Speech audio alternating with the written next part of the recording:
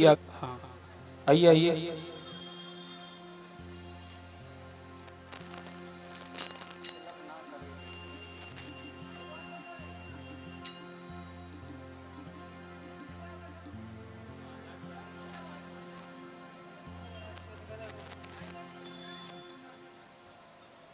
हरि ओम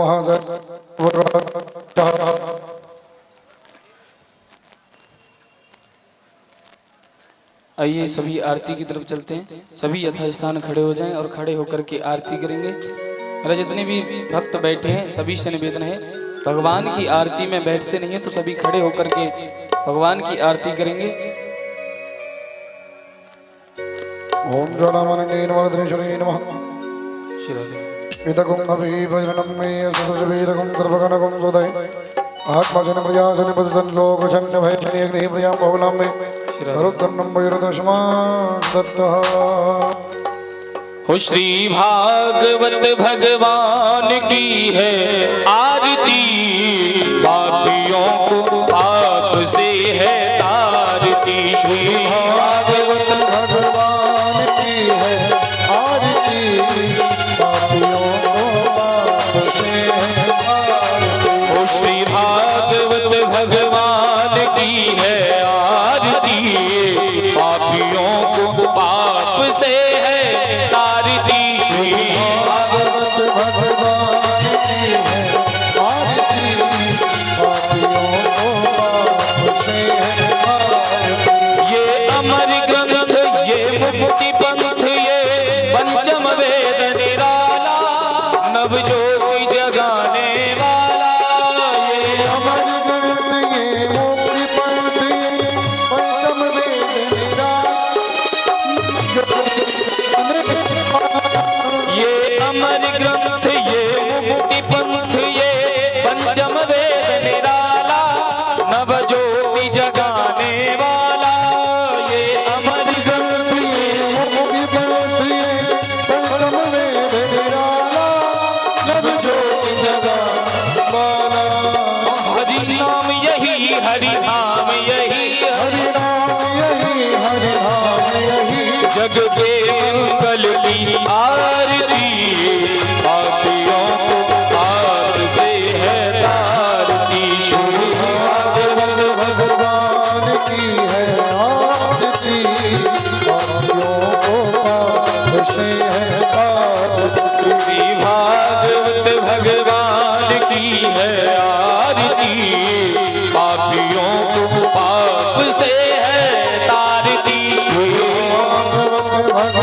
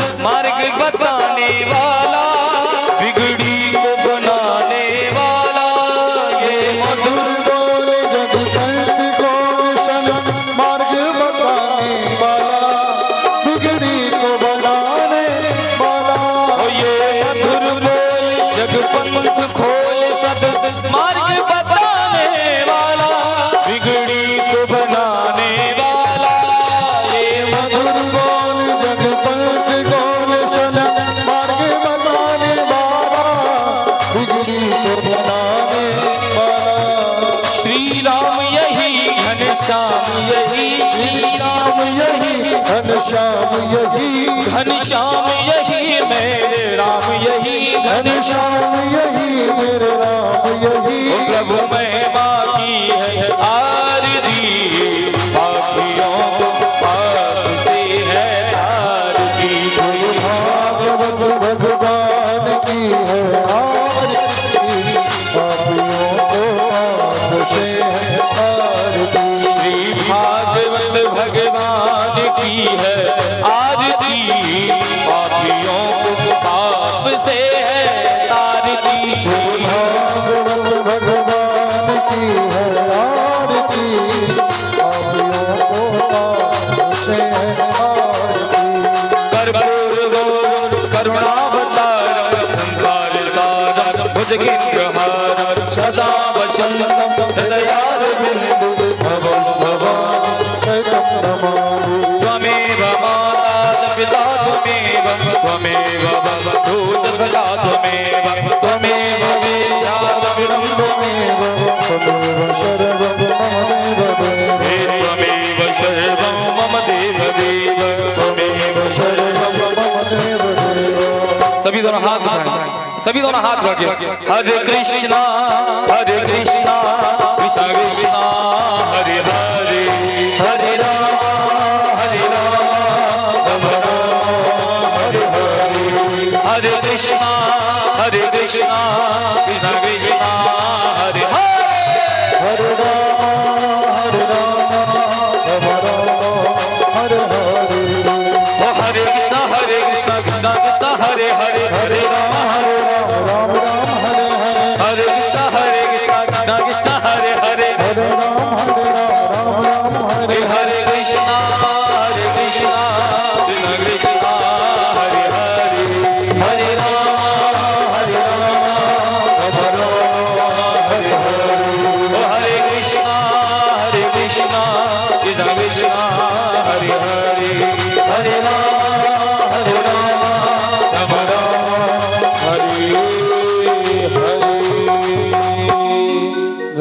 जरूर पुष्प देवांगनम आरोग्यार्ध्यात्मा नमः। अथ मंत्र पुष्पांजलि। हरि ओम जग्ने नेकमयं देवास्तान धर्मात्मन्य शरणहते हनाकं महिमानः सजन्ति प्रवेशाद्यः शंति देवः। हरि ओम नाना सुगंध पुष्पाणि दाकाल भाणज पुष्पांजलि माता ग्रहण परमेश्वर। मंत्र पुष्पांजलि समर्पयामि। श्री वामपुरुषोत्तमाय नमः। बोली श्री वृंदावन बिहारी लाल की जय। भागवत महापुराण की जय। यज्ञ नारायण भगवान की जय। जय जय श्री राधे श्याम। सभी यथास्थान बैठ जाएं और बैठ करके आज की पावन में दिव्य कथा, जिसमें आप हम सभी ठाकुर जी की बाल लीलाओं का दर्शन करेंगे और भगवान श्री गिरिराज धरण का आप हम सभी को पूजन करने के लिए मिलेगा।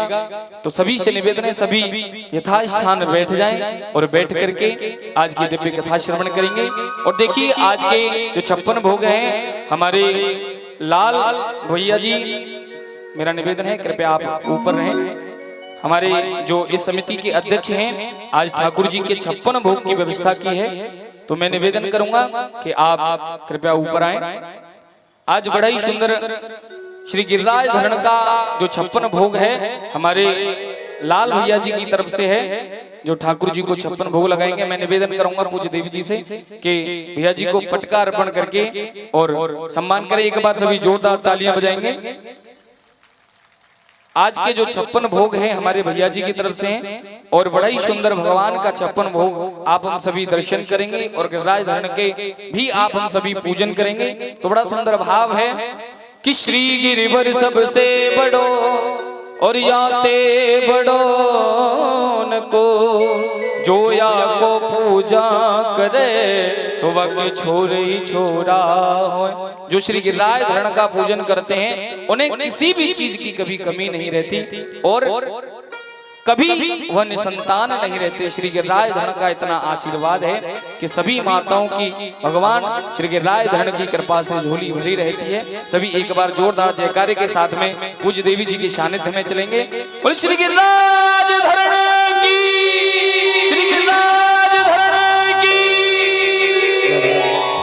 और उसके बाद में देखिए पहले आप हम सभी गिरिराज धारण का पूजन करेंगे, उसके बाद में फिर आप हम सभी मटकी फोड़ लीला का भी दर्शन करेंगे। आज पहले आप हम सभी भगवान श्री गिरिराज धारण का पूजन करेंगे, पहले पूजन उसके बाद में मटकी फोड़ लीला। जय जय श्री राधे, जय जय श्री श्याम।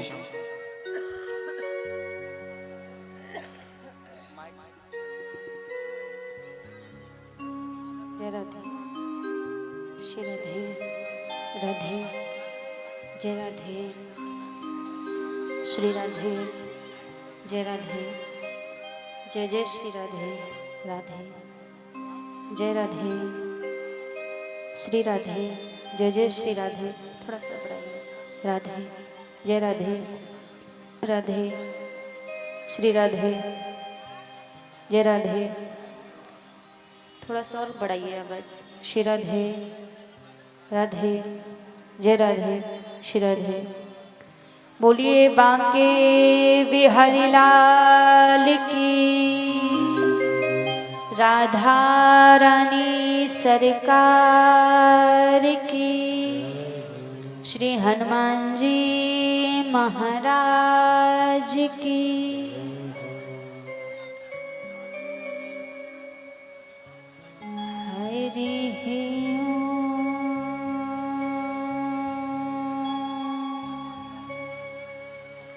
नमो भगवते वासुदेवाय नमः। स्वस्ति श्री गणेशाय नमः।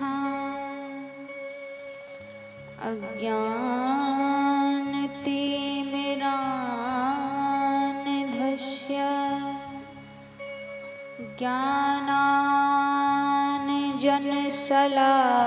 ज्ञानाञ्जनशलाकया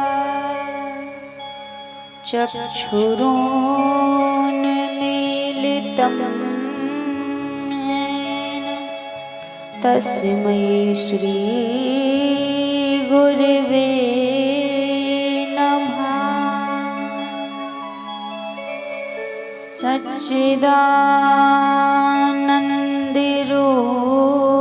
सच्चिदानन्दरूपाय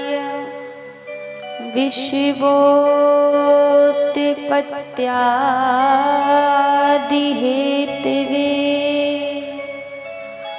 तापत्रये विनाशाय श्रीकृष्णाय वयं नमः। जय जय श्री राधारमण, जय जय नवल किशोर, जय गोपी चित चोर प्रभु, जय जय माखन चोर।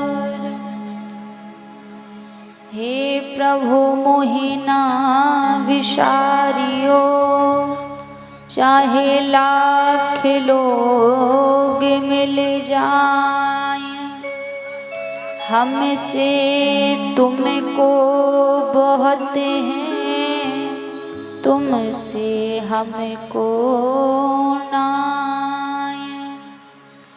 आइए हनुमान जी विराजिए, कथा कहूँ मति अनुसार, प्रेम सहित आसन लगो, विराजिए पवन कुमार।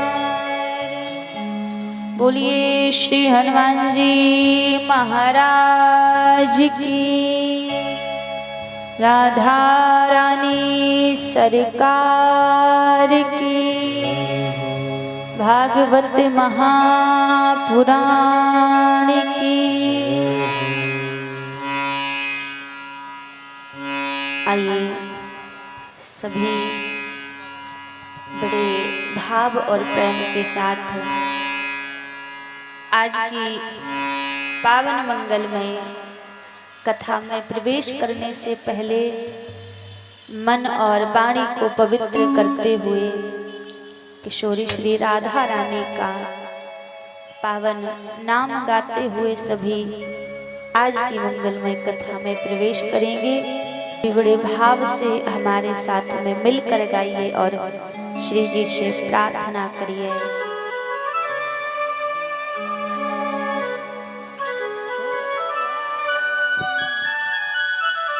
हो राधा रानी के चरणों में निकलेगा दम, राधा रानी के चरणों में निकलेगा दम। हो राधा रानी के चरणों में निकलेगा दम, राधा रानी के चरणों में निकलेगा दम। हो राधा रानी के चरणों में निकलेगा दम। बरसाने में ही लूंगी अगला जन्म, बरसाने में ही लूंगी अगला जन्म, बरसाने में ही लूंगी अगला जन्म। बरसाने में ही लूंगी अगला जन्म। हो राधा रानी के, हो श्यामा प्यारी के, हो राधा रानी के चरणों में निकलेगा दम। हो राधा रानी के चरणों में निकलेगा दम, राधा रानी के चरणों में निकलेगा दम। हो राधा रानी के चरणों में निकलेगा दम। बरसाने में ही लूंगी अगला जन्म, बरसाने में ही लूंगी अगला जन्म, बरसाने में ही लूंगी अगला जन्म।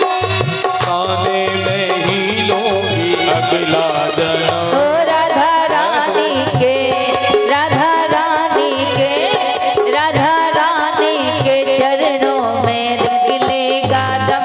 राधा रानी के चरणों में निकलेगा दम, श्यामा प्यारी के चरणों में निकलेगा दम। हो श्यामा प्यारी के चरणों में निकलेगा। जय हो।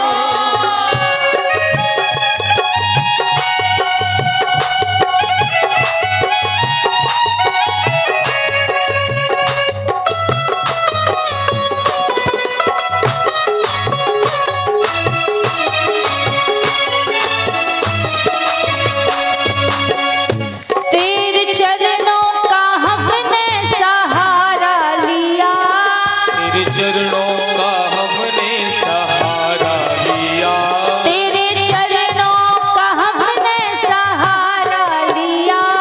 तेरे चरणों का हमने सिंगल आमद हो जाए, डबल मत करो।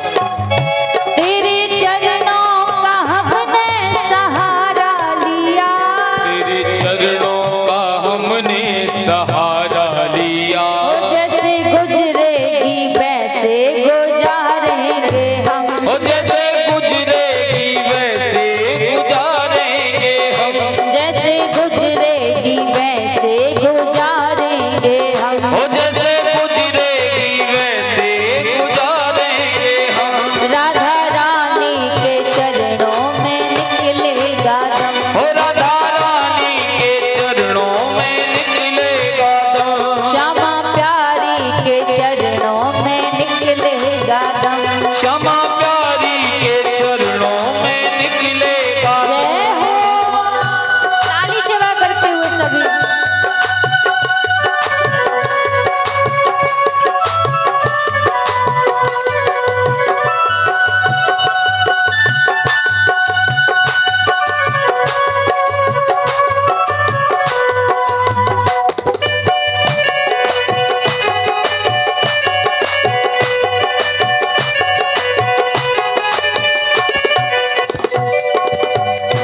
कोई पागल कहे या दीवाना कहे, कोई पागल कहे या दीवाना कहे, कोई पागल कहे या दीवाना कहे।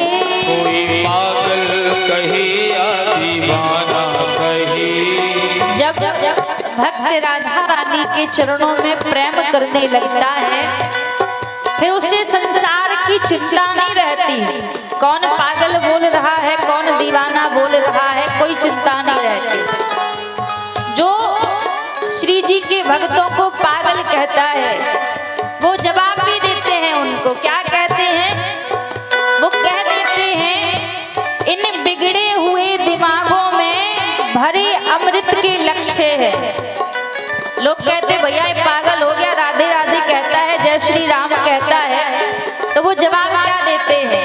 इन बिगड़े हुए दिमागों में भरे अमृत के लक्ष्य हैं और हमें पागल ही रहने दो, हम पागल ही अच्छे हैं। इसीलिए दोनों हाथ पर खड़े करके कोई पागल कहे या दीवाना कहे, कोई पागल कहे या दीवाना कहे, कोई पागल कहे या दीवाना कहे, कोई पागल कहे या दीवाना कहे, तेरी प्रीति में सब कुछ सह लेंगे हम, तेरी प्रीति में सब कुछ सह लेंगे हम, तेरी प्रीति में सब कुछ सह लेंगे हम, तेरी प्रीति में सब कुछ सह लेंगे हम। राधा रानी के चरणों में निकलेगा दम, राधा रानी के चरणों में रह लेंगे हम,